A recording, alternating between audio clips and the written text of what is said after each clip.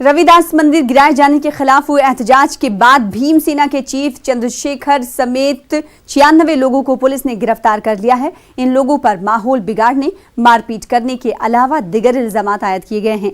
Court ने इन लोगों को 14 दिनों की अदालती तहवील में भेज दिया है। भीमसेना के चीफ चंद्रशेखर उर्फ रावण का कहना है कि इनके साथ साजिश हुई है। इन्होंने कहा कि हम कानून के पासदार हैं और इसी नहज पर हम पुरअमन एहतजाज कर रहे थे।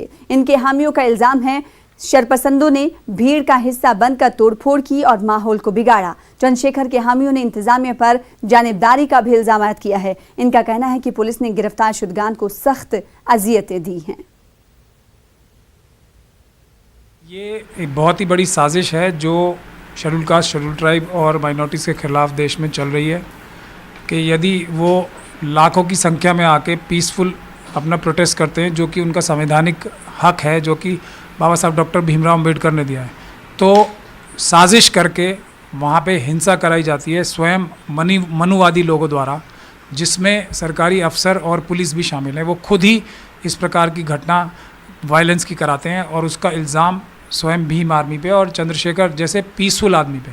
अब भी गिरफ्तारी के बाद पुलिस ने उनको रात भर पीटा गया, उनको गंदी गंदी गालियाँ दी गई, उनको हर प्रकार से बेइज्जत किया गया और उनकी रीढ़ की हड्डी में बहुत ही सख्त चोट है। उनकी एक दांत भी तोड़ दिया गया है। उसके अलावा एक जो सीआरपीएफ में भी काम करते हैं एक नौजवान, उनको भी अरेस्ट करके बहुत बुरी तरह से मारा गया है।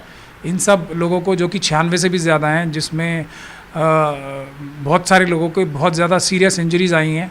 एम्स में भी जाके जो उनका मेडिकल टेस्ट कराया गया वो भी गलत टेस्ट कराए गए। यहाँ तक कि अब बहुत शर्म की बात है कि डॉक्टर्स भी इस तरह की साजिश में शामिल होने लगे हैं। उन्होंने जो डॉक्टर ने जो एमएलसी बनाई है वो भी गलत बनाई है, जो कि विजिबल चोटें हैं वो भी एमएलसी में नहीं लिखी हैं। बहुत ही दुख की बात है। तो हमने ये सारी बातें मजिस्ट्रेट साहब के सामने रखी। और सबसे जो एक बहुत ही हैरानी वाली बात यह है कि मैंने आज से पहले कोर्ट को किसी पुलिस स्टेशन में लगते हुए नहीं देखा है।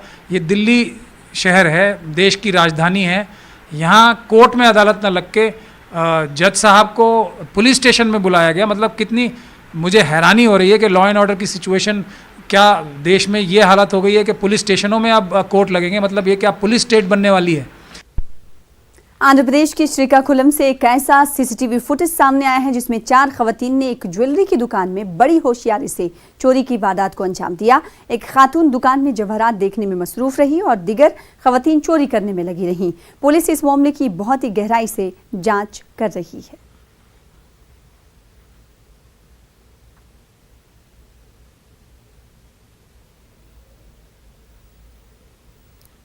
वादी कश्मीर में बंदिशें जारी हैं। श्रीनगर में घंटाघर के इलाके में थोड़ी राहत दी गई थी, लेकिन वहां अब फिर से बंदिशें और सिक्योरिटी देखने को मिल रही है। मवासिलाती निजाम पर पाबंदी बरकरार है। लोग रियासत से बाहर अपनों से राब्ता नहीं कर पा रहे हैं। आमदोरफ्त मुकम्मल तौर से बंद है। सड़कों पर सन्नाटा है। 4 जानिब सिक्योरिटी अहलकार तैनात है। मजीद तफसीलात बता रहे हैं हमारे नुमाइंदे। कश्मीर में आज जुम्मा के पेश नज़र सख्त बंदिशें आयद कर दी गई हैं। यहाँ अगर हम श्रीनगर के हवाले से बात करें तो श्रीनगर में जो घंटाघर का इलाका है, जिसको कुछ दिन पहले खोला गया था, ताहम आज फिर से इसको एक बार सील कर दिया गया है। यहाँ पे आप देख सकते हैं कि किस तरह सिक्योरिटी फोर्सेस को यहाँ पे भारी तादाद में तैनात कर दिया गया है। अगर हम डाउनटाउन श्रीनगर के हवाले से बात करें तो जो जामिया मस्जिद का इलाका है वहाँ पर भी सख्त तरीन बंदिशें आयद की गई हैं। यहाँ पर अगर हम देखें तो जो सरकार है उसको खदशा है कि जुम्मा की नमाज के बाद अमन में खलल डालने की कोशिश की जा सकती है। इसी के चलते ये सारे इकदाम किए गए हैं। अगर हम बाकी इलाकों की भी बात करें तो बाकी इलाकों में भी आज बंदिशें सख्त कर दी गई हैं और जो ट्रैफिक की नकलो हमल है उस पर काफ़ी बुरा असर पड़ा है। अगर टेलीकम्युनिकेशन के हवाले से बात करें, टेलीकम्युनिकेशन आज 19वें दिन भी ठप पड़ा है। यहाँ पे लोगों को काफ़ी दिक्कतों का सामना है।